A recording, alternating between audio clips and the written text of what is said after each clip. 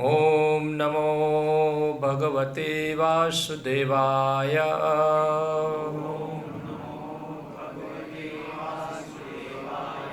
ओम नमो भगवते वासुदेवाय।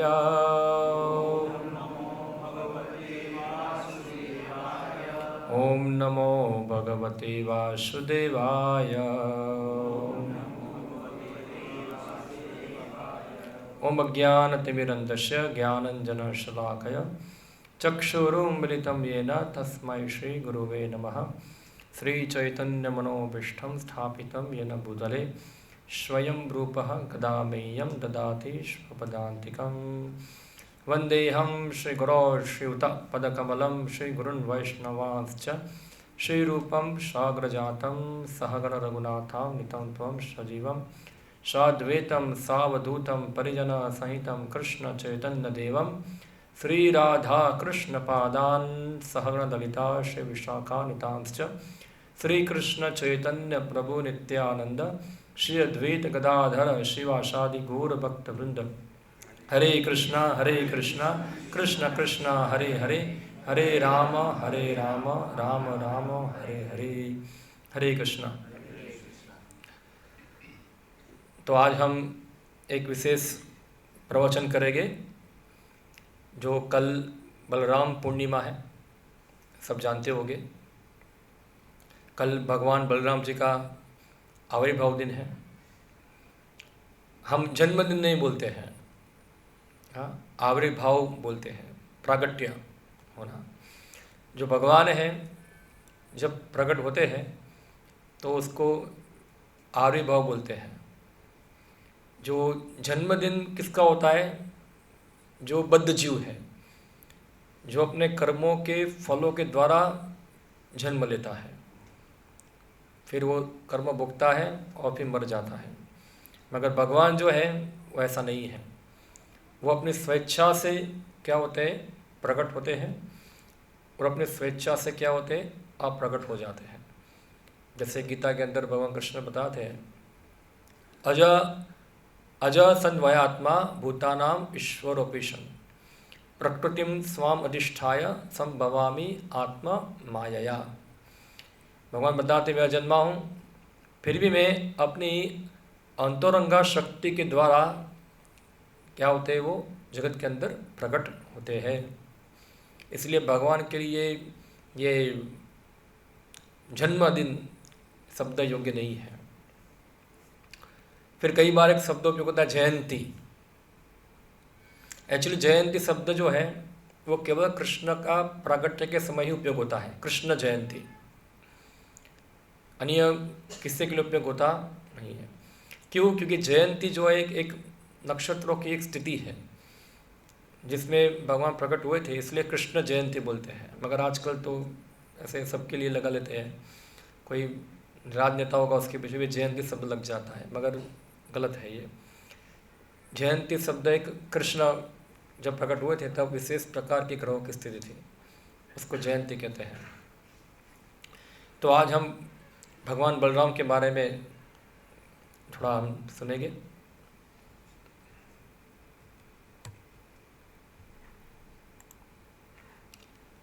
तो सबसे पहले भगवान बलराम कौन है? हम देखते हैं शास्त्र के अंदर भगवान कृष्ण जो है वो मूल पूर्ण पुरुषोत्तम परमेश्वर भगवान है। भगवान कृष्ण गीता में बताते हैं, अहम सर्वस्व प्रभव मत सर्वम प्रवर्तते इति मत्वा भजन्ते माम बुधा भाव समान्विता। सब कुछ मेरे से उत्पन्न होता है और मेरे आधार पे ही टकता है और मेरे में ही बाद में वापस आ जाता है। जो व्यक्ति ये चीज़ जानता है वो अपनी भाव के द्वारा, बुद्धि के द्वारा क्या करता है? मेरी आराधना करता है। अभी भगवान कृष्ण अपने आनंद के लिए विस्तार करते हैं अपना। तो विस्तार जो है वो दो प्रकार का होता है। एक होता है स्वांश और दूसरा होता है विभिन्नांश। स्वांश का मतलब होता है कि भगवान कृष्ण अपना विस्तार करते हैं, जो अन्य अंशों के अंदर वो विस्तार है, वो भगवान जैसे ही शक्तिमान होते हैं, यानी कि भगवान ही है वो। मतलब उन्होंने विस्तार किया है अलग अलग रूपों के अंदर, इसको कहते हैं स्वांश। और दूसरा है विभिन्न अंश। इसका अर्थ है कि भगवान के वो विस्तार जो भगवान से भिन्न है।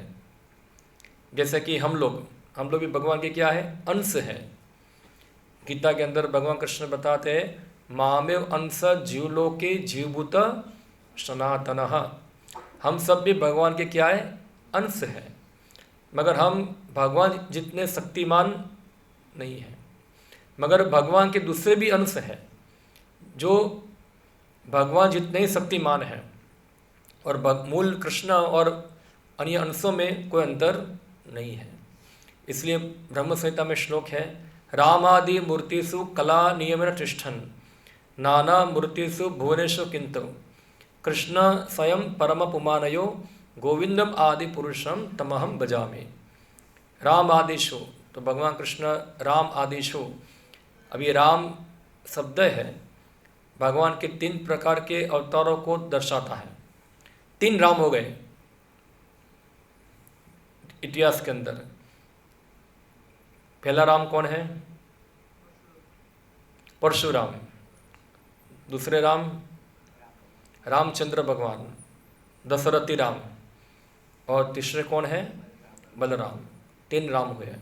तो राम आदिशु, तो तीनों राम जो है, बलराम, परशुराम या रामचंद्र भगवान, सभी जो है वो भगवान कृष्ण के स्वांश हैं, स्वांश हैं।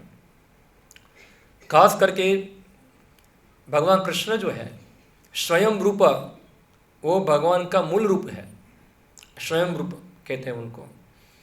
और जब भगवान कृष्ण लीला विस्तार के लिए अपना एक विस्तार करते हैं, जो प्रथम विस्तार है वो कौन है, वो बलराम है। क्या है वो, बलराम है। जैसे यहाँ एक श्लोक लिखा है सर्व अवतारी कृष्ण स्वयं भगवान। एक होता है अवतार और एक होता है अवतारी। 2 शब्दों में क्या है, अंतर है। अवतार यानी कि जो ऊपर से नीचे आता है, इसको क्या कहते हैं, जो ऊपर है। और अवतारी यानी कि जो सभी प्रकार के अवतारों का क्या है, कारण है, उसको अवतारी कहते हैं। तो भगवान कृष्ण कौन है, सर्व अवतारी कृष्ण। सभी अवतारों के मूल कौन है, कृष्ण स्वयं भगवान। ताहार द्वितीय देह श्री बलराम। और उनका दूसरा ही जो देह है वो कौन है, बलराम है। तो एक दृष्टिकोण से कृष्ण और बलराम में कोई अंतर नहीं है। कृष्ण और बलराम एक ही है। फिर अंतर भी है। अंतर क्या है, तो एक अंतर है, जो कृष्ण है वो श्याम वर्ण है और बलराम क्या है, श्वेत वर्ण है। हाँ, ये अंतर है। क्या करते हैं बलराम, एक ही स्वरूप दून है, भिन्न मात्र काया। दोनों का स्वरूप क्या है, एक ही है, मगर उनका भिन्न मात्र काया, यानी कि उनकी जो शरीर है वो केवल अलग अलग है। आद्य काया व्यूह कृष्ण लीलाय सहाया। और जो भगवान कृष्ण की लीला के अंदर सहायता करते हैं, भगवान का ये रूप। तो देखो बलराम जो है वो भगवान है, कृष्ण ही भगवान है, मगर बलराम का जो भाव है वो क्या है, कृष्ण की सेवा करना। एक शब्द आता है अंग्रेजी में पोलिथिज्म, सुना होगा आप लोगों ने। इसको हिंदी में बोलेंगे बहुईश्वरवाद। खास करके हमारे सोकॉल हिंदू समाज के अंदर प्रचलित है कि बोलते आपके धर्म में बहुत सारे भगवान हैं। हाँ, और जो एक होता है मोनोथिज्म, एकेश्वरवाद, जैसे इस्लाम है, क्रिश्चियनिटी है, इसके अंदर क्या है, मोनोथिज्म, एकेश्वरवाद।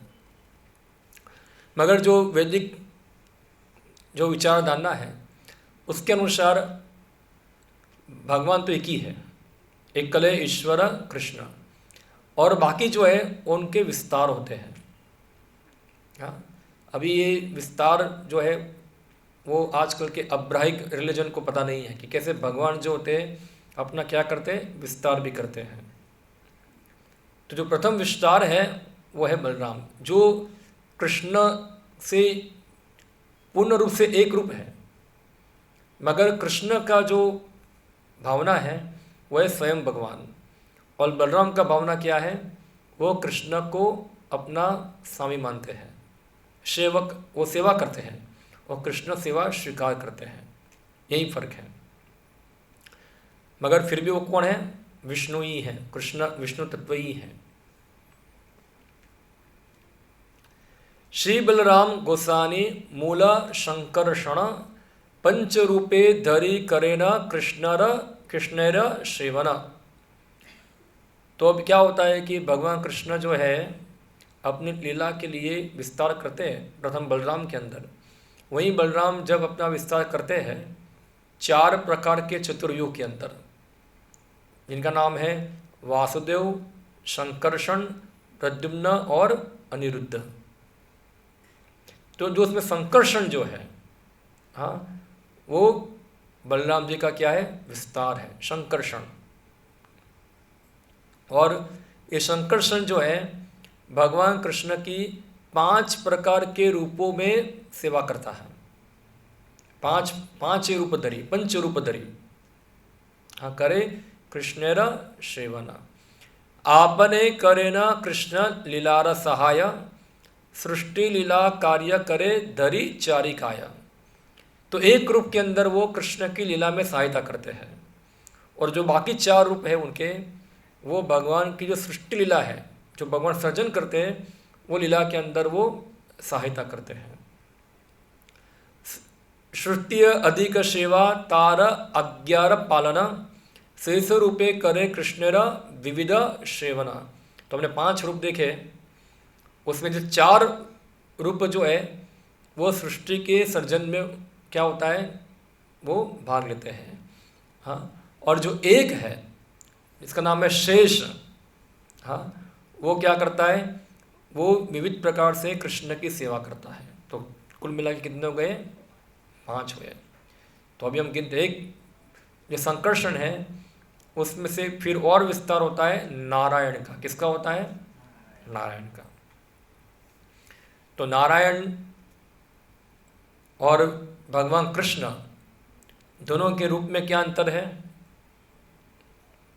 कृष्ण जो है वो द्विभुज है और नारायण क्या है, चतुर्भुज है। कृष्ण के हाथ में क्या है, बांसुरी है, और नारायण के हाथ में क्या है, देखा है कभी, शंख चक्र गदा और पद्म धारण करते हैं। भगवान विष्णु भगवान नारायण धारण करते हैं, और कृष्ण के हाथ में क्या है, बांसुरी। फर्क क्या है, नारायण के 4 हाथ हैं और कृष्ण के कितने हाथ हैं, 2 हाथ हैं, हाँ।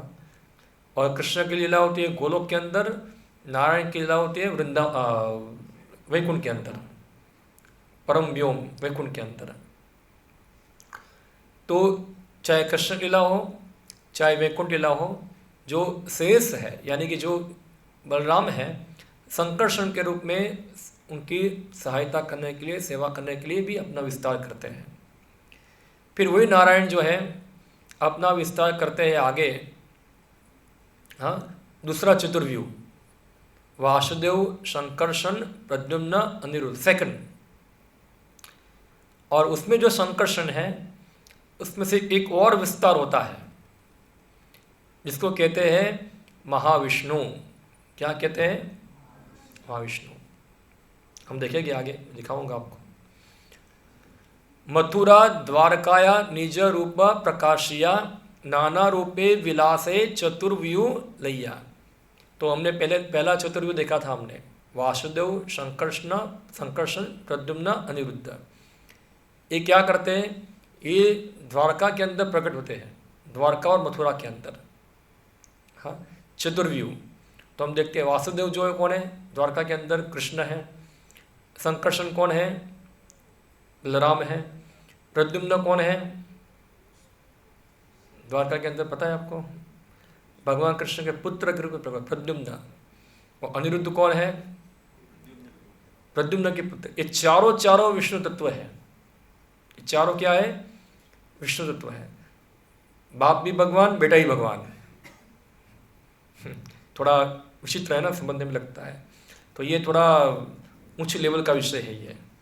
तो ये भगवान लीला विलास करते इस प्रकार से कहा द्वारका और मथुरा के अंदर।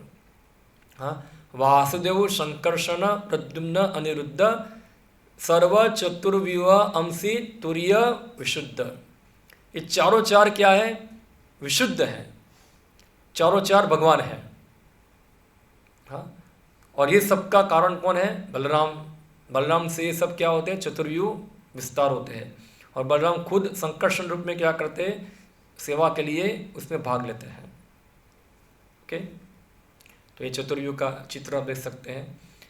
वासुदेव, संकर्षण, प्रद्युम्न और अनिरुद्ध। आप कभी द्वारका मंदिर में गए हैं दर्शन करने के लिए? सब लोग गए हुए, आशा करता हूँ। जामनगर में रहेगा, द्वारका नहीं जाएगा तो समझ लें वो पता नहीं कौन सी दुनिया में रहता है वो। तो आप द्वारका जाएंगे तो द्वारकाधीश का जो मुख्य मूर्ति है उसके कितने हाथ हैं? 4 है। तो क्या हो गए वो? वासुदेव। क्या है वो? उसके बाजू में दूसरा मंदिर है बलराम जी का, देखा है आप लोगों ने? वहाँ कितने हाथ है? देखा नहीं है। कोई देखता नहीं है उधर। उधर भी 4 ही है। हाँ, उधर भी 4 ही है बल्लू जी का, वो है संकर्षण। फिर आप जो द्वारका का मेन गेट है उस पर प्रवेश करेंगे तो 2 मंदिर और आते हैं, आपने देखा होगा। एक प्रद्युम्न और एक अनिरुद्ध का, देखा है? अब जाओगे मेन गेट में प्रवेश करोगे तो पहले ही आएगा सीधा। कोई गया दर्शन करने के लिए अंदर? नहीं जाते हम लोग। हाँ, तो वहाँ आप जाएंगे, वहाँ भी आपको देखेंगे तो वहाँ भी क्या है? प्रद्युम्न अनिरुद्ध, उनकी भी 4 हाथ है। तो कभी द्वारका जाओ तो सब ध्यान से दर्शन करो सब क्या है उधर। तो ये चतुर्व्यूह मथुरा और कहाँ? अब ये द्वारका के अंदर क्या करते हैं? भगवान लीला करते हैं इस प्रकार से चतुर्व्यूह के अंदर, जो मैंने बताया।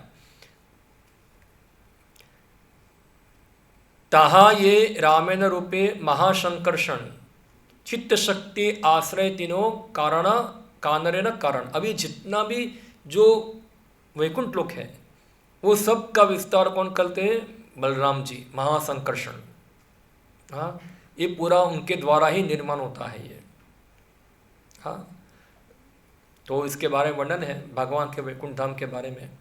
हाँ, चिंतामणि प्रकर सद्मसु कल्प वृक्ष लक्षावृतेषु सुरभीर अभिपालयन्तम लक्ष्मी सहस्त्र शतसंभ्रम श्रव्यमानम गोविंदम आदि पुरुषम तमहम भजामि। थोड़ा मैं आपको दिखाता हूँ गोलोक जूम कर कर। ये क्या है? गोलोक वृंदावन धाम है ये। हाँ, दिखता है सबको? और गोलोक धाम के अंदर कौन रहते हैं? भगवान कृष्ण द्विभुज के अंदर। हाँ, और उनकी वृंदा लीला जो चलती है यहाँ चलती है। वो गोलोक धाम जो है एक्चुअली ये ऊपर नीचे लिखा हुआ है, मगर गोलोक धाम वैकुंठ के केंद्र में है। जैसे एक आप देखोगे गुलाब, ये कमल का फूल होता है, तो कमल का फूल में बीच का जो भाग है वो क्या है? गोलोक धाम को समझो। और उसकी आजू बाजू का जो भी चीज़ है वो सब क्या है? वैकुंठ लोक, जिसमें भगवान दूसरे रूप में निवास करते हैं चतुर्भुज के अंदर। तो यहाँ इसमें नहीं आएगा, इसलिए यहाँ नीचे दिखाया है। तो यहाँ भगवान द्विभुज में है और यहाँ किस में है? चतुर्भुज में है। और यह सब 4 उनके अलग अलग वैकुंठ लोक है, जिसमें भगवान के अलग अलग नाम निवास, अलग अलग प्रकार के शंख चक्र गदा और पद्म, उसके अलग अलग स्थिति के अनुसार अलग अलग नाम होते हैं। हाँ, ओम केशवाय नमः, ओम नारायणाय नमः, ओम माधवाय नमः, ओम गोविंदाय नमः, हाँ, ओम विष्णवे नमः, मधुसूदनाय नमः, ओम त्रिविक्रमाय नमः। हाँ, ऐसे ये सब अलग अलग क्या है? चतुर्व्यूह है जो निवास करते हैं भगवान के वैकुंठ लोक के अंदर। तो ये वैकुंठ लोक है यहाँ, देखिए। तो ये पूरा वैकुंठ लोक जो है ये सृजन होता है बलराम की शक्ति के द्वारा। हाँ, इसका एक्चुअली वैकुंठ लोक सनातन है, मगर इसका जो कारण है, आधार है, वो कौन है? बलदेव जी। खाली वैकुंठ लोक नहीं, इवन भौतिक जगत का लोक भी क्या, उनका कारण भी कौन है? बलराम जी की ही शक्ति के कारण ये जगत भी चलता है। दो है। तो यहाँ ये श्लोक जो हमने पढ़ा अभी, वो यही बता रहा है। हाँ, तार ये रामेण रूप महाशंकर्षण चित्त शक्ति आश्रय तीनों कारणेर कारण। तो चित्त शक्ति यानी कि पूरा आध्यात्मिक लोक जो है वो किसके कारण है? बलराम जी के कारण है। तो वहाँ की भूमि जो है, मैंने बताया चिंतामणि की बनी हुई है। किसकी? सोचो, चिंतामणि। हाँ, चिंतामणि प्रकर सद्मसु कल्प वृक्ष। और वहाँ के वृक्ष जो है वो क्या है? कल्प वृक्ष है। कल्प वृक्ष यानी कि आपको एक वृक्ष के ऊपर एक ही फल आता है। आम का पेड़ होगा तो क्या आएगा? आम। मगर वो कल्प वृक्ष के ऊपर आप चीकू बोलो, चीकू आ जाएगा। अब जो इच्छा करो वो फल आ जाएगा। इसको क्या कहते हैं? कल्प वृक्ष। लक्षावृतेषु शूरभीर अभिपालयन्तम। और वहाँ जो गाय है, वो गाय क्या है? शूरभी गाय है। हमारे दुनिया के अंदर सबसे ज़्यादा दूध देने वाली गाय कौन है? गिर गाय। कितना दूध देती है वो? एक दिन में 30 लीटर, ज़्यादा बराबर। सुरभि गाय कितना देती है? जितना आप निकल पाओ, जितना आप निकल पाओ, वो थकेगी नहीं, जितना आप निकल इतना दूध देती है। तो ऐसी एक गाय नहीं है, कितनी है? सहस्त्र, लक्षावृतेषु, लाखों लाखों गाय जो है वो गोलोक में रहती है। और फिर लक्ष्मी सहस्त्र शतसंभ्रम श्रव्यमानम। और वहाँ एक नहीं, हजारों हजारों लक्ष्मी जो है भगवान कृष्ण की सेवा करने के लिए तत्पर रहती है। सोचो, हम एक लक्ष्मी के हाथों में से पैसा गिरता है, हम लोग ऐसे खड़े हो जाते हैं लेने के लिए। वो घर में फोटो रखते हैं ना सब लोग लक्ष्मी का। हाँ, ऐसे यहाँ से पैसे का बारिश हो रहा है और सब लोग क्या करते हैं? उसको कैच करते हैं। एक लक्ष्मी के लिए पूरा हम लोग इतना मेहनत करते हैं। मगर ऐसी जो लक्ष्मी है, बताए हजारों हजार लक्ष्मियाँ जो है वो भगवान की सेवा करने के लिए क्या रहती है? तत्पर रहती है। लक्ष्मी सहस्त्र शतसंभ्रम शव्यमानम, ये भगवान का गोलोक धाम है। और फिर वैकुंठ लोक के अंदर भी भगवान नारायण के साथ लक्ष्मी निवास करती है। गोलोक के अंदर जब भगवान वृंदावन में होंगे तो लक्ष्मी मूल रूप में राधा रूप में होती है। द्वारका के अंदर लक्ष्मी जो होती है वो रुक्मिणी के रूप में होती है। और वैकुंठ के अंदर स्वयं वैभव लक्ष्मी, महालक्ष्मी होती है।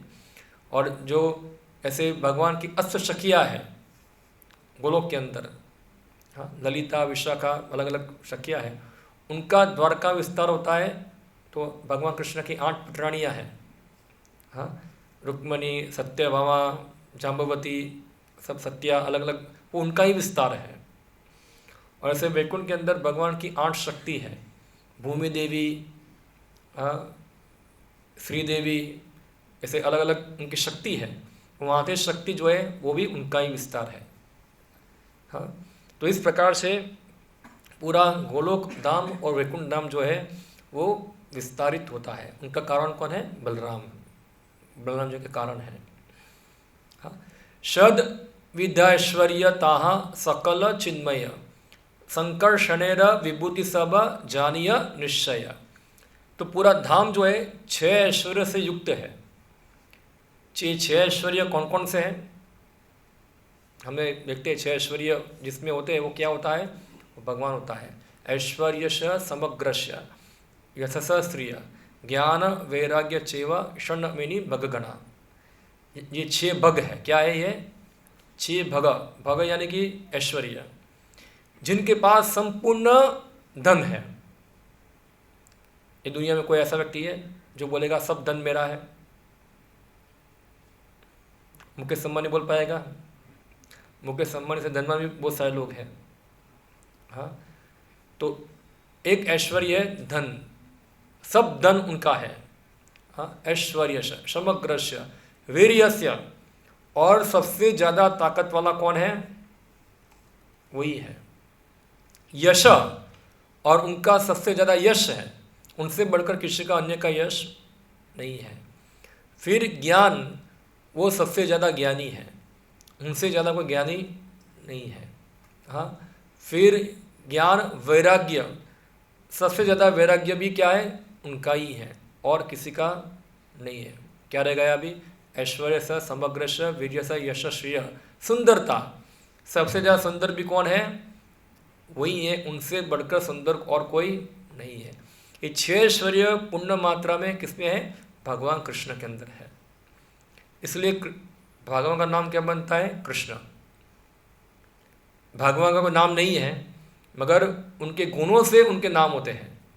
जैसे हम एक भजन गाते हैं ना, हरि तारा नाम 6000, कया नाम है लखो कंकोत्री। हाँ, गुजराती भजन।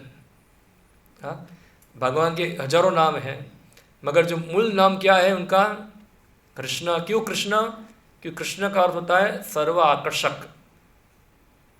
सर्व आकर्षक। क्यों सर्व आकर्षक? क्योंकि उनके पास 6 ऐश्वर्य पूर्ण मात्रा में है।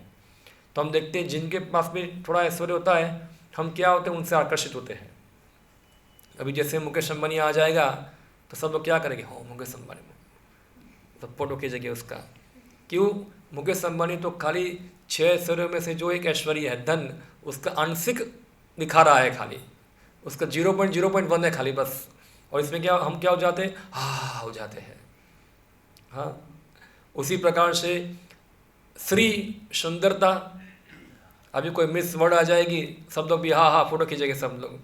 तो ये तो जो भगवान की सुंदरता है उसका भी 0.0.1% प्रस्तुत कर रहे हैं उनकी।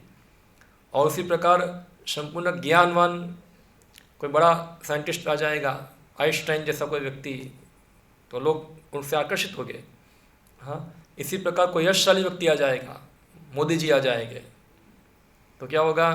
लोग उससे आकर्षित हो गए। हाँ, इसी प्रकार से कोई वैरागी आ जाएगा, कोई तपस्वी आ जाएगा, लोग क्या होंगे? उससे आकर्षित हो गए। तो हम देखते हैं कि थोड़ा थोड़ा ऐश्वर्य होता है किसी के अंदर, वो हमको क्या करता है? आकर्षित करता है। मगर आप सोचो कि ये सभी ऐश्वर्य एक व्यक्ति के अंदर पूर्ण मात्रा में हो गए, वो कितना आकर्षित करेगा। इसलिए इसका नाम क्या होता है?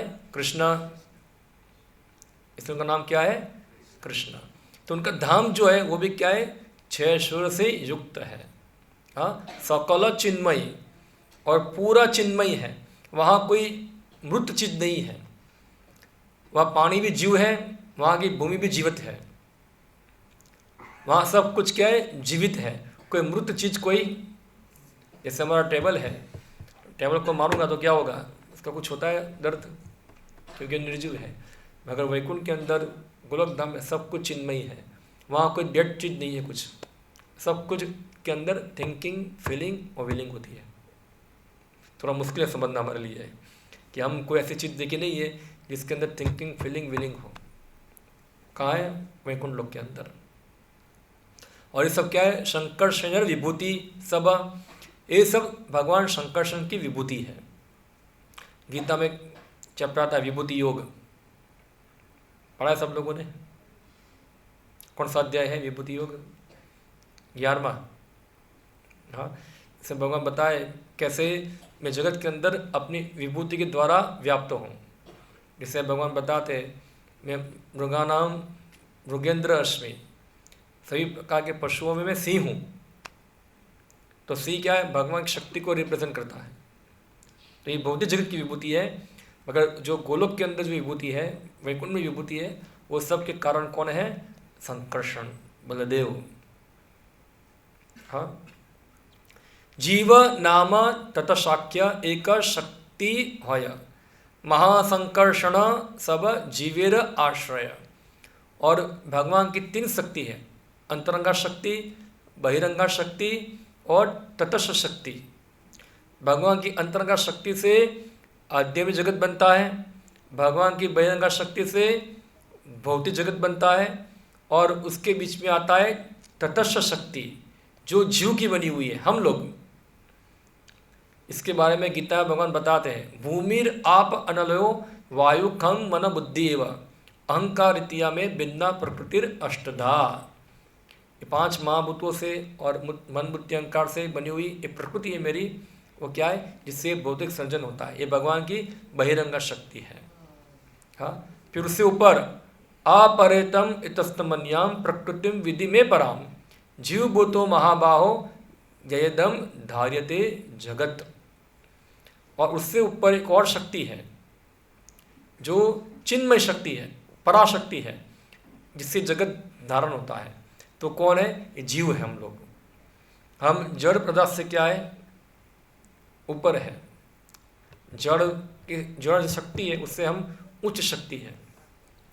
तो जीव जो है भगवान की तटस्थ शक्ति है। और उनके कारण कौन है, उनका आश्रय कौन है?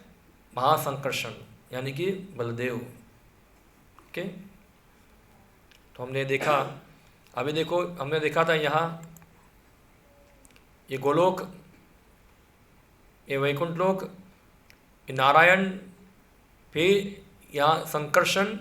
अब ये संकर्षण जो है अपना एक विस्तार करते हैं किसके अंदर? यहाँ देखो, हाँ ये दिखता है, हाँ ये है महाविष्णु, इसको कहते हैं कारणोदक्षाई विष्णु। तो और ये जो पूरा लाइन है ये बॉर्डर है भौतिक जगत की और आध्यात्मिक जगत की बॉर्डर है। ये बॉर्डर पे एक नदी है जिसका नाम है विरजा नदी, या तो फिर इसको कहते हैं कारण समुद्र कहा जाता है। और ये कारण समुद्र के अंदर शयन करते जो महासंकर्षण अपना विस्तार करता है महाविष्णु के रूप में, वो यहाँ शयन करते हैं। थोड़ा मैं आपको और स्लाइड में दिखाता हूँ, जूम करके देखिए। यहाँ से गोलोक ये विस्तार हुआ किसका? महाविष्णु। बीच का पोर्शन हमने पहले स्लाइड में देख लिया। तो ये महाविष्णु है जो महासंकर्षण का क्या है? विस्तार है। ये महाविष्णु जो होते हैं वो कारण समुद्र में शयन करते हैं। उनके चारों ओर पानी पानी है, विरजा नदी है पूरी। और उनके एक एक रोम से क्या होता है? एक एक ब्रह्मांड पैदा होता है, एक एक ब्रह्मांड निकलते हैं। देखिए आप, ये क्या निकल रहे हैं? सब एक एक ब्रह्मांड। अभी कोई हमारे आजकल के साइंटिस्ट क्या बोलेंगे, ये सब क्या है? ये तो उल्लू बना हुआ छाप रहा है, हाँ, काल्पनिक बातें बोलेंगे। मगर हमारे साइंटिस्ट तो क्या है, अभी उसकी माँ के पेट में है वो, उन्होंने पूरी दुनिया को देखा ही नहीं है, इवन यही दुनिया के बारे में कुछ जानते नहीं है। जैसे एक चींटी होगी, हाँ, यहाँ जाएगी, इधर रूम में घूम रही इधर, अभी चींटी को क्या कहीं पता चलेगा कि इस्कॉन का मंदिर है ये? और क्या चींटी कभी जान पाएगी कि ये इस्कॉन मंदिर जामनगर में है? ये जामनगर सिटी है, एक गुजरात में आती है, और गुजरात इंडिया में आता है, इंडिया एक अर्थ में आता है। और चींटी कभी जान पाएगी ये चीज़? हाँ, चींटी दूरबीन लेके आएगी, देखती हूँ कितना मुझे दिखता है ये। फिर चींटी क्या बोलेगी कि मैं दूरबीन से देख लिया कि ये इसके आगे कुछ भी नहीं है। तो हमारे साइंटिस्ट भी क्या है, ऐसे ही है। ये ब्रह्मांड के अंदर वो क्या है, चींटी की तरह है ये। और वो क्या सोचते हैं, एक पूरे ब्रह्मांड की लंबाई चौड़ाई मापने को बैठ गए हैं। जैसे चींटी जो होगी वो पूरा इधर का लंबाई चौड़ाई मापेगी इधर। तो चींटी में और हमारे में ज़्यादा कोई फर्क नहीं है, सेम ही है हम लोग। अभी बोलेंगे तो भगवान के जितने भी ब्रह्मांड के अंदर सभी जगह पर जीव सृष्टि रहती है, मगर हमारे साइंटिस्ट लोग क्या बोलते हैं कि जीवन केवल पृथ्वी पे ही है, अर्थ पे ही है, बाकी सब ग्रह क्या है, खाली पड़े हुए हैं, वहाँ कोई रहता नहीं है। मगर हमारे शास्त्र बताते हैं जीव जो है सर्वगता, सभी जो ग्रह है उधर जीवन है। चंद्रमा के ऊपर भी जीवन है, सूर्य के ऊपर भी जीवन है। अभी बोलेंगे प्रभु जी क्या बता रहे हैं, अभी तो हमने भेजा था ऊपर चंद्रायन वहाँ लैंड किया तो वहाँ तो कोई दिखा नहीं हमको, हमारे कैमरे में किसी फोटो आया नहीं किसी का अंदर।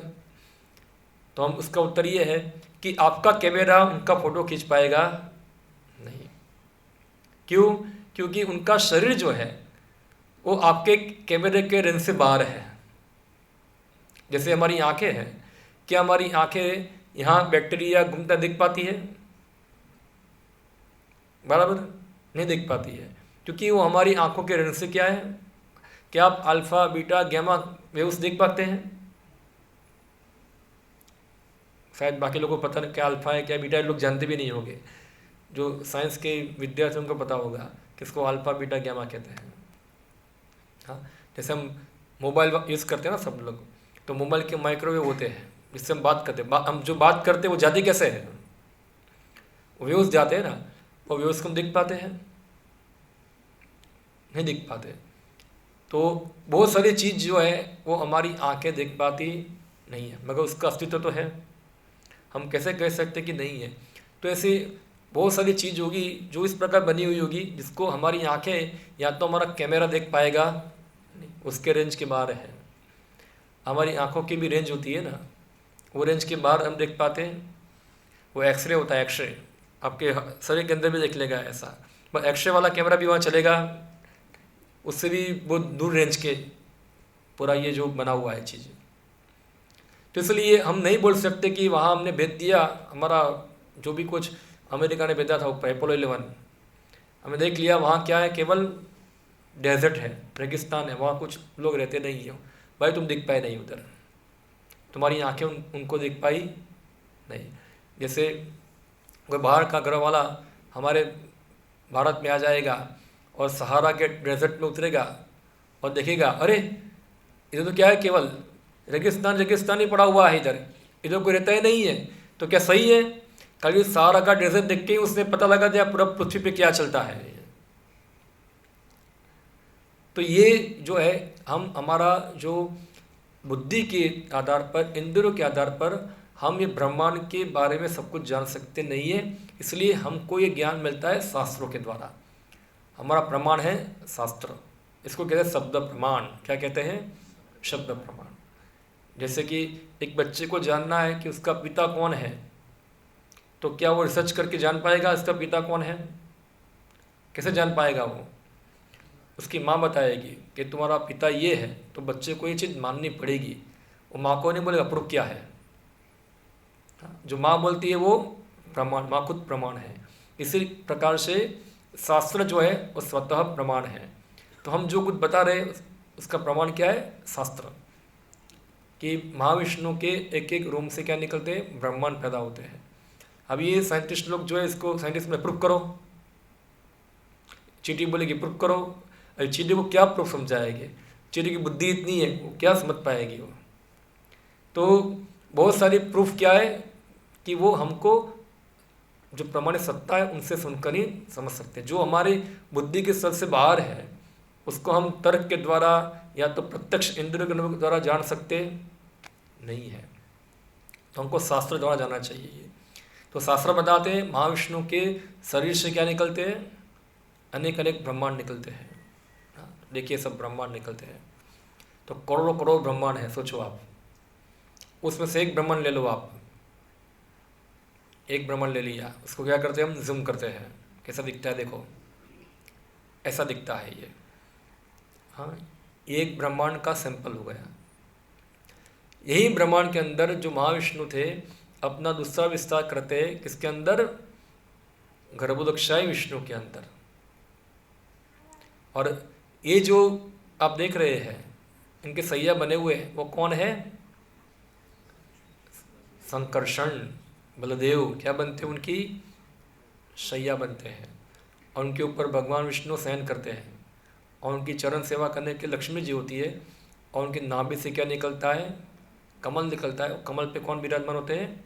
ब्रह्मा। और ये नाभि जो है, कमल निकलता है, दाल जो है, उसके अंदर ही 14 भुवन होते हैं। कितने? 14 भुवन। हम देखते हैं ना 14 भुवन, सब अलग अलग लोग हैं, सब लोग एक कमल की नाली में आ जाते हैं। सोचो हम लोग कितने छोटे हैं, कितना बड़ा ब्रह्मांड है, कहाँ हम देख पाएंगे सब कुछ। हाँ, तो ये है गर्भोदक्षाई विष्णु। और फिर वही विष्णु अपना दूसरा विस्तार करते हैं शिरोदक्षाई विष्णु के अंदर। हाँ, जो विष्णु क्षीर सागर में और सभी जीवों के हृदय के अंदर अणु में सब जगह पर निवास करते हैं। सब हम बोलते हैं सभी जीवों के अंदर परमात्मा है। तो ये परमात्मा कौन है? क्षीरोरक्षाई विष्णु, सभी के हृदय में निवास करते हैं। ईश्वर सर्वभूतानां हृदयेषु अर्जुन तिष्ठति। तो देखो बलराम जी ने कितने रूप लिए? पहला महासंकर्षण, सेकंड क्या था? महाविष्णु, थर्ड कौन था? गर्भरक्षाई विष्णु, और 4 क्या है? शिरोरक्षाई विष्णु। 4 हो गए बराबर। अब एक 5वां रूप लेते हैं वो, और 5वां रूप जो है वो है शेष का। क्या है? अनंत शेष नाम है। अभी आएगी अनंत चतुर्दशी आती है, पता आपको कब आएगी? भद्र पूर्णिमा के एक दिन पहले भगवान अनंत का आविर्भाव दिन।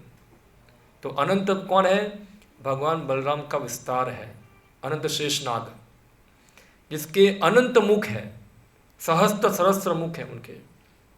हाँ, और वो अपने मुखों से ना जाने कितने समय से भगवान कृष्ण के लीलाओं का गुणगान करते हैं। कितने मुख है? सहस्त्र सहस्त्र। और उनके मुखों से क्या निकलता है? केवल भगवान कृष्ण का गुणगान। तो एक सहस्त्र मुखों से गुणगान करते हैं तो कितना गुणगान हो जाएगा उनका। और बताते हैं कि जो गुणगान करते हैं, एक बार किया दूसरी बार वो रिपीट नहीं होता है। ये दूसरी बार क्या होता है? रिपीट होता नहीं है। और उनके गुणगान सुनने के लिए 4 कुमार अनंत शेष के पास आकर बैठ के सुनते हैं, उनसे भागवत कथा सुनते हैं। तो ये है अनंत शेष। क्या है ये? अनंत शेष, जो ब्रह्मांड के नीचे जो भूमंडल है पूरा, वो भूमंडल को अपने सिर के ऊपर धारण करते हैं, शेषनाग। तो बताया कि शेषनाग के ऊपर जो पूरा ब्रह्मांड है वो तो एक राई के दाने जैसा लगता है पूरा। कितना, जैसे आपके सिर के ऊपर खाली एक सरसों का बीज रख देंगे तो आपको उसका वेट लगता है? कुछ नहीं लगता है। तो ऐसे अनंत शेष के सिर के ऊपर पूरा जो भूमंडल है वो तो एक क्या है, एक खाली सरसों के तेल जैसा लगता है, सरसों का बीज जैसा लगता है। कुछ उनको दर्द होता नहीं है। उनका कार्य क्या है? ये धरनी को धारण करना, भूमंडल को धारण करना। ये कौन करते हैं? अनंत शेष। ए विष्णु शेष रूपे धरे न धरणी, कहाँ आचे मही सिरे है न नाही जाने। उनके सिर पे कहाँ है उनको पता नहीं है। कितने उनके सहस्त्र शीर्ष है। अभी आपका बाल के अंदर इधर सरसों दाना पड़ा होगा, कहाँ है पोजीशन उसकी आपको पता होगी नहीं, उसका कोई वेट लगता नहीं है। तो ऐसे उनके सहस्त्र शीर्ष है। जैसे हम एक पुरुषोक्त स्तुति होती है विष्णु भगवान की, इसमें बोलते हैं ओम सहस्त्र शीर्ष पुरुषः। सुना आप लोगों ने? ऐसे पुरुषोक्त बोलते हैं। इसमें सहस्त्र शीर्ष किसके? वो अनंत शेष के हैं। ये फिर ये जो शेष जो है किस प्रकार भगवान की सेवा करता है तो बताए छत्र पादुका शय्या उपाधान वसन आराम आवास यज्ञसूत्र सिंहासन। ये सब रूप में क्या करता है? ये शेष भगवान की सेवा करता है। तो पहले छत्र, जैसे आपने देखा होगा हमारे मंदिर में नीचे सिर के ऊपर क्या है? भगवान के छत्र। वो छत्र क्या है? वो शेष का ही विस्तार है। पादुका, भगवान की पादुका। शयन यानी कि उनका बेड। बेड को क्या बोलेंगे हिंदी में? बिस्तर तो उर्दू शब्द है। शयन या संस्कृत में इसको सैया लिखा है, शैया समझ सकते हैं सब लोग, शैया। उपाधान, उनके अलग अलग कपड़े। वसन कपड़ा, उपाधान यानी कि जो ज्वेलरी, और वसन यानी कि कपड़ा।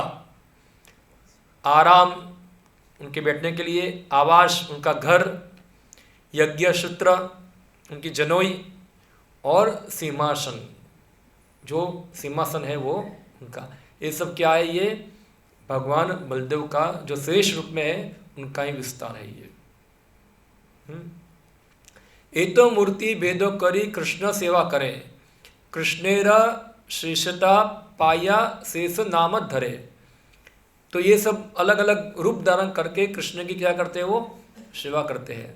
और कभी भी कृष्ण के गुणगान का करके वो कभी थकते नहीं है।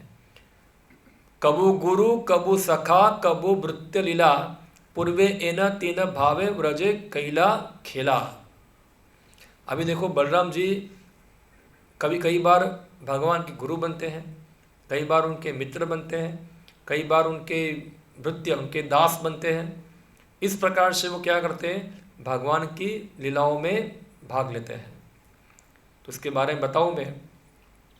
जैसे भगवान कृष्ण 7 साल के हुए तो उनके पिताजी नंद महाराज ने बोला कि कृष्ण को अभी कुछ काम धंधा करना चाहिए।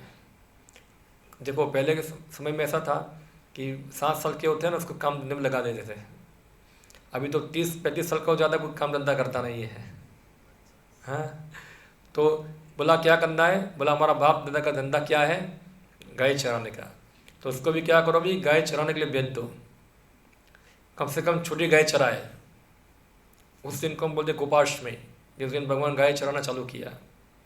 हाँ, तो यशोदा माता मना कर दिया, नहीं नहीं नहीं नहीं, ये बच्चे को अकेला भेजो मत, क्योंकि गाय चराने के लिए कहाँ जाना होता है, जंगल में जाना होता है, वन के अंदर। और बोले वन के अंदर बहुत सारे जंगली पशु होते हैं और बहुत सारे राक्षस बार बार हमला करने आते हैं, तो कृष्ण को मैं ऐसा भेज सकती नहीं हूँ। फिर बोलते ये तो करना ही पड़ेगा। बोले एक शर्त पे भेज सकते, अगर बलराम उसके साथ हो तो। कौन रहेगा, बलराम, क्योंकि यशोदा माता को विश्वास है कि बलराम कृष्ण के साथ होंगे तो कृष्ण को कुछ होगा, वो कृष्ण की क्या करेंगे, रक्षा करेंगे। तो एक क्या है, एक वात्सल्य भाव कृष्ण के प्रति। तो हम देखते कृष्ण और बलराम दोनों जाते गाय चराने के लिए। तो यहाँ लिखा है कभी गुरु, कभी भगवान गुरु बन जाते हैं, उनको सिखावन देते हैं। हम देखते कई बार जब द्वारका के अंदर भगवान कृष्ण रुक्मिणी जी का हरण करके लेके आते हैं, लीला सुनोगा आप लोगों ने। और उसका भाई रुक्मी जो कृष्ण का रथ का पीछा करता है और क्या बोलता है कि जब तक मैं कृष्ण को पकड़कर वापस लेके नहीं आऊँगा तब तक अपने राज्य में वापस आऊँगा नहीं। फिर वो जाता है पीछे पीछे और भगवान कृष्ण और रुक्मी का युद्ध होता है। उसमें रुक्मी हार जाता है और भगवान कृष्ण भी तलवार निकालते हैं और रुक्मी का गला काटने जाते हैं। रुक्मिणी जी क्या करती है, भगवान कृष्ण के पैर पकड़ते हैं, बोला मेरा भाई है, छोड़ दो उनको, क्षमा कर दो। तो भगवान कृष्ण उसको मारते नहीं है, पर और एक चीज़ करते हैं। तो तलवार लेते हैं, उसका बाल जो है ना उसको आधा आधा काट देते हैं पूरा। पिंकी कट बनाते हैं उसकी, ऐसा है, आधा बाल काट दिया, आधी मूंछ काट दी, आधा दाढ़ी काट दिया, ऐसे उसका हेयर स्टाइल पूरा बना देते हैं पूरा। वहाँ जैसे कोई आजकल के जोकर लोग नहीं घूमते हैं, ऐसा बाल में ऐसा कुछ लगाते, कुछ काचिंदा बनाते हैं, कुछ गिलोड़ी बनाते हैं, देखा होगा ऐसा बाल के अंदर। तो ऐसे भगवान कृष्ण ने ऐसे फ्री में कर दिया उसका तलवार से पूरा ऐसे, तो उसका हेयर स्टाइल बना दिया, पूरा बना दिया। तो एक प्रकार का अपमान है क्या ये, खास करके क्षत्रियों का।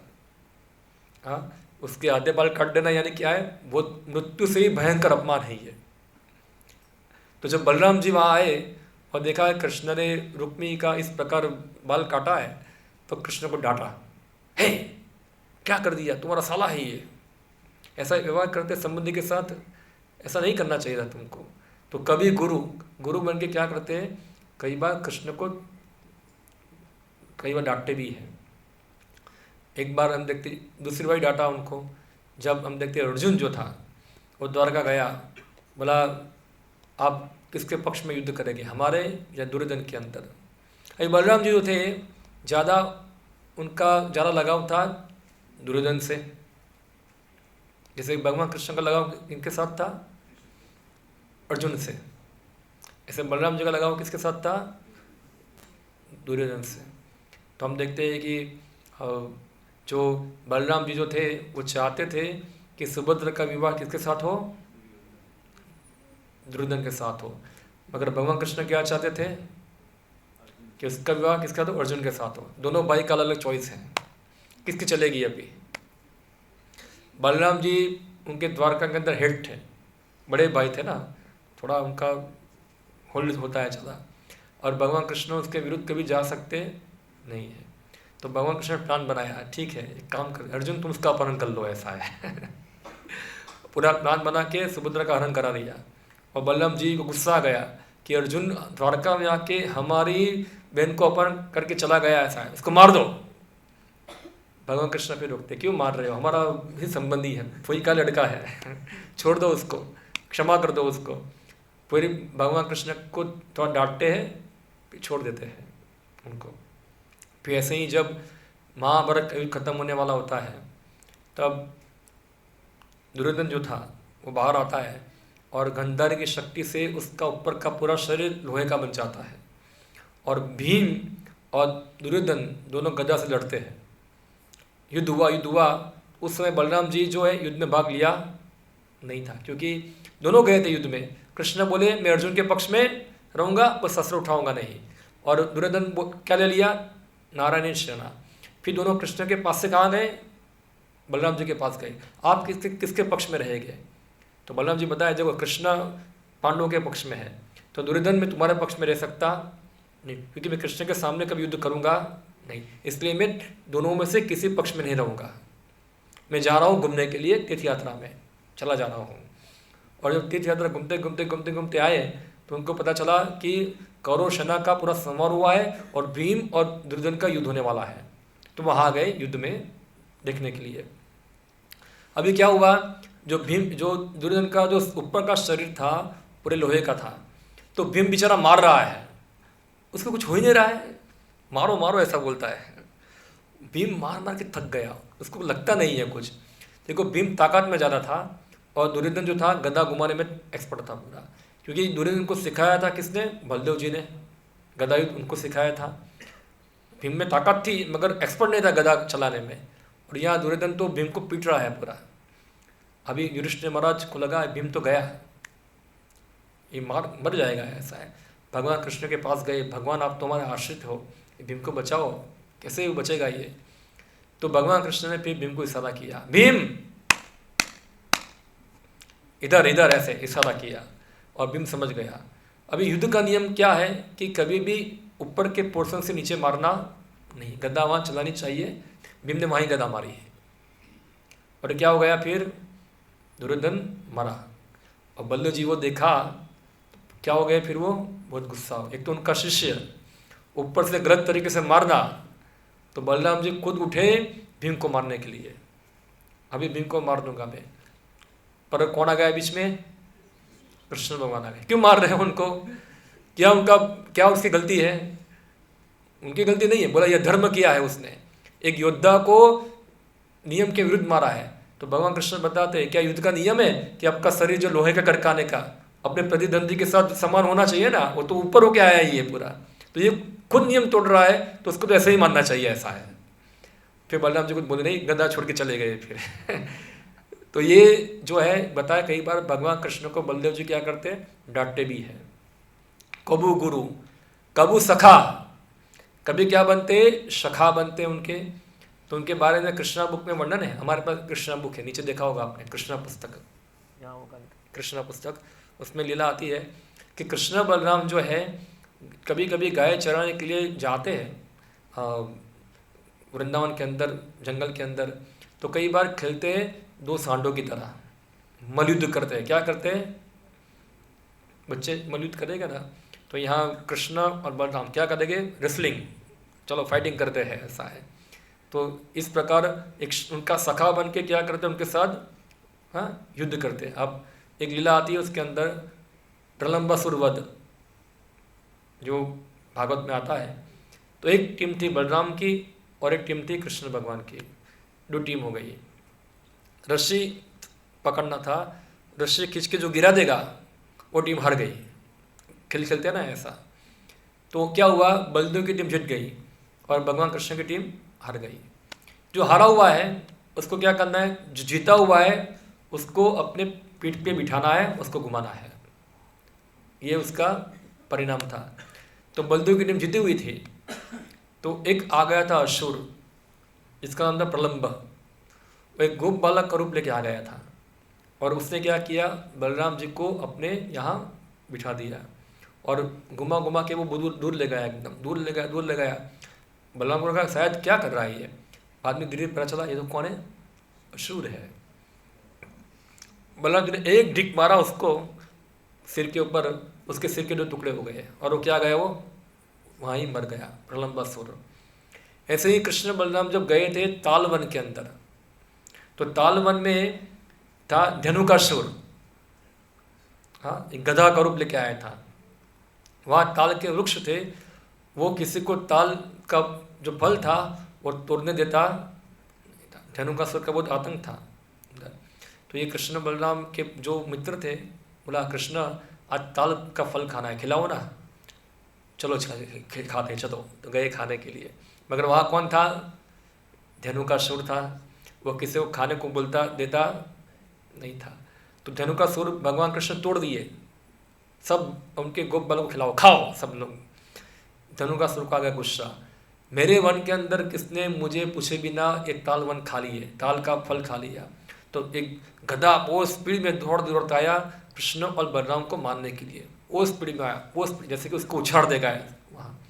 मगर क्या हुआ, कृष्ण और बलराम ने सभी धनुकासुर और उनके जो अन्य असुर भी गधे थे, सबकी टांग पकड़ी, सबको घुमाया, घुमा के डाल दिया कहाँ, ताल के एक पेड़ के ऊपर। कौन सा मेडल मिलेगा उनको ओलंपिक के अंदर? हाँ, गोल्ड मेडल से ऊपर मेडल मिलेगा ना, अभी ओलंपिक चल रहा है, कौन सा मेडल मिलेगा उनको? धनुकासुर को ऐसा फेंका, वो ताल के वृक्ष ऊपर गिरा, वो ताल वृक्ष गिरा, दूसरे टकराया, ऐसे पूरा ताल गिरा दिया पूरा उन्होंने। तो भगवान को मानने के लिए कोई शस्त्र वस्त्र की आवश्यकता नहीं, ऐसे खेलते खेलते कर दिया। जैसे कृष्ण बलराम में धनुकासुर उनके साथ सखा बन के क्या किया, वो लीला विलास किया। फिर कब भृत्य लीला, कई बार भगवान कृष्ण के दास बनते हैं, वो सेवक बनते हैं, उनकी सेवा करते हैं, उनके चरण सेवा करते हैं। तो ये सब पूर्वे एन तीन भावे ब्रज कैला खेला, इस प्रकार से वो भगवान ब्रज के अंदर बलराम जी क्या करते हैं, उनके साथ लीला करते हैं। और एक और है, बलराम जी कई बार भगवान कृष्ण की माधुर्य रति में भी सेवा करते हैं। तो अपना विस्तार करते अनंग मंजरी के अंदर, जो राधा की छोटी बहन है अनंग मंजरी, जो इस प्रकार से भगवान कृष्ण की सेवा करती है। तो बताए हमारे आचार्य कि बलराम जी भगवान के पांचों 5 रसों के अंदर सेवा करते हैं। हाँ, शांत रस, दास्य रस, शक्य रस, वात्सल रस और श्रृंगार रस। हाँ, तो ये इस प्रकार से बलराम जी की ये पूरा तत्व है, उनका की लीला है। और बलराम जी जो उनको बताए वो आदि गुरु है। वो क्या है? आदि गुरु, प्रथम गुरु है वो। जितने भी गुरु हैं सभी गुरु जो है वो बलराम जी के क्या है? प्रतिनिधि है ये। और जैसे बलराम जी है भगवान की सेवा करते हैं, तो सभी गुरु जो है वो यही सिखाते हैं कैसे भगवान की सेवा करना है, ये बलराम का कार्य है। तो बलराम जी जो है उनकी लीलाओं को कभी हमको समझने में गड़बड़ी करनी चाहिए नहीं। जैसे एक लीला आती है कि एक बार बलराम जी गए थे वृंदावन के अंदर, और बलराम जी को ज़्यादा कौन सा एक ड्रिंक प्रिय है? वारुणी। वारुणी एक ड्रिंक आता है जो वरुण देव की पुत्री वारुणी, उससे आता है, ड्रिंक है। जैसे हम लोग पीते हैं ना पेप्सी या तो फिर सॉफ्ट ड्रिंक, सब होता है, अलग अलग ड्रिंक होता है, ऐसे वारुणी है। अभी देखो भगवान जो है वो वारुणी पीते हैं। कई बार एक कथाकार बोल दिया कि बलराम जी दारूडिया है, ऐसा है, सुना था आप लोगों ने? बीच में आया था एक कि बलराम जी क्या करते हैं? दारू पीते हैं, ऐसा है। अरे बलराम जी दारू क्या, बलराम सब कुछ पी सकते हैं, वो भगवान है, वो क्या नहीं कर सकते। एक बार वो एक व्यक्ति पूछा था, भगवान रामचंद्र ने मांस खाया था, प्रभुपाद को पूछा हमारे, तो प्रभुपाद जी उत्तर दिए, भगवान रामचंद्र मांस क्या तुमको भी खा जाएंगे, पूरे ब्रह्मांड को खा जाएंगे, उनको कोई फर्क पड़ता नहीं है। तुम क्यों भगवान की तुलना अपने साथ करते हो? तुम हो चीनी जितने ऐसा है, और तुम तुलना करते हो बलराम की कि बलराम दारू पी लिया ऐसा है। हाँ, तो बलराम जो है वो कुछ भी कर सकते, उनकी लीला ही है। हाँ, वो अपना आनंद के लिए वारुणी पीते हैं, और वारुणी पी के कई बार क्या होता है, उनकी आंखें घूम घूमती है। और एक बार यमुना को बोला तुम आओ, मुझे तुम्हारे अंदर स्नान करना है।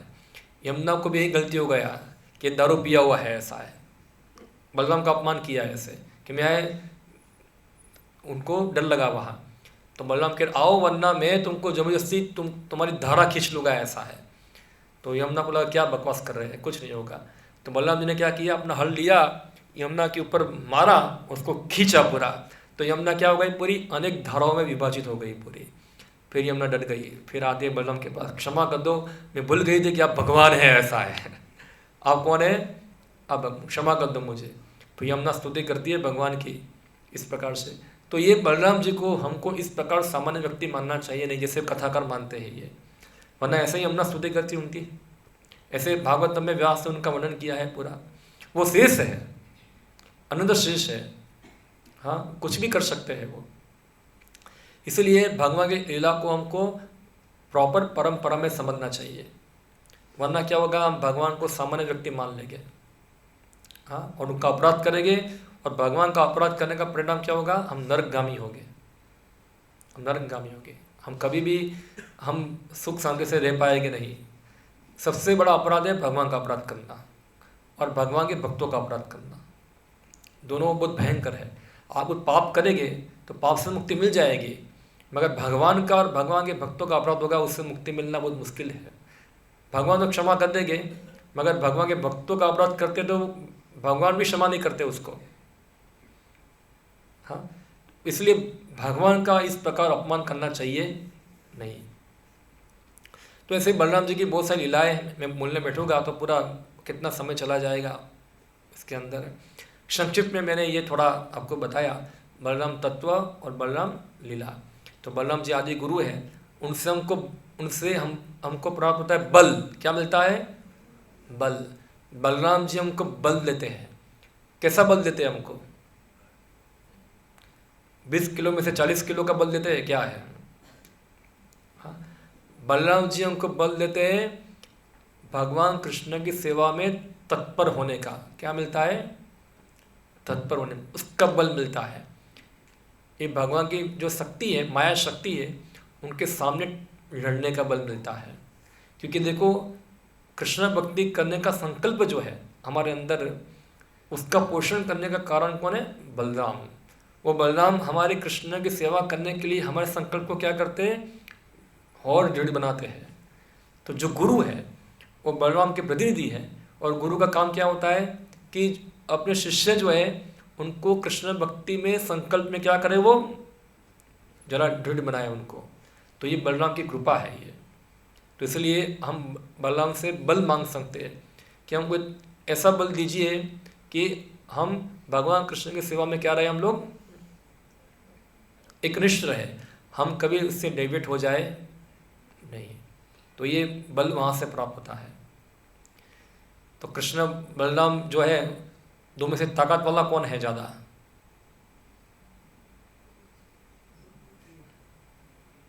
कृष्ण है कि बलराम है, कौन ताकत वाला ज़्यादा है, कौन कृष्ण की टीम वाले हैं और बलराम की टीम वाले हैं।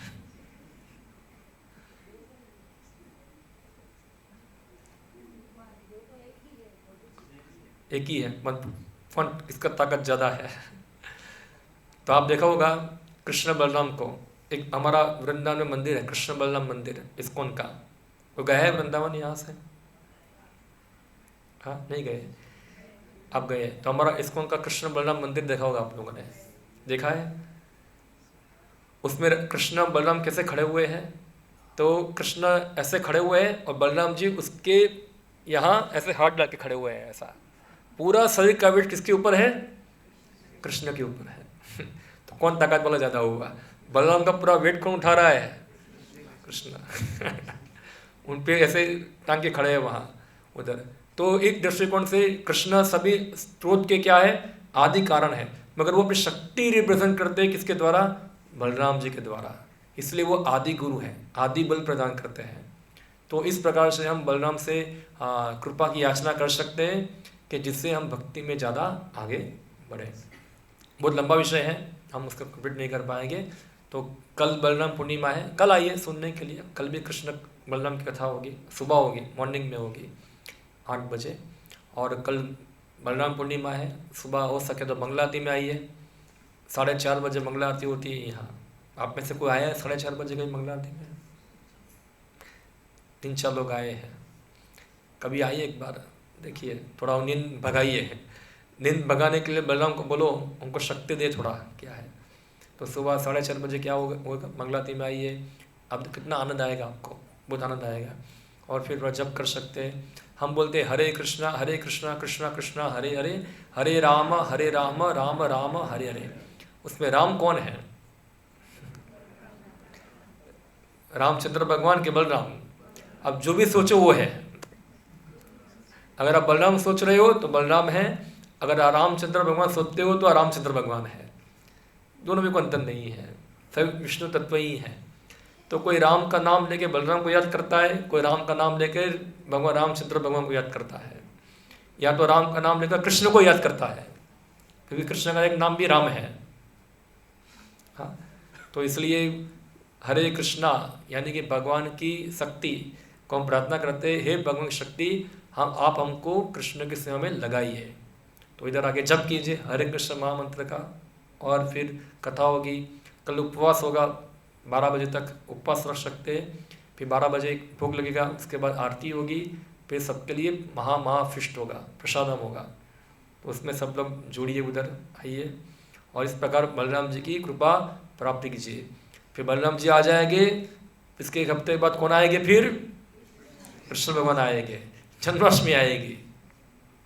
हाँ, तो उससे भी आप जुड़िए। सब लोग प्रभु जी आपको बताएंगे थोड़ा क्या है इसके बारे में। ठीक है, हरे कृष्णा। किसी का कोई प्रश्न है इसके बारे में? कमेंट? ओके, हरे कृष्णा।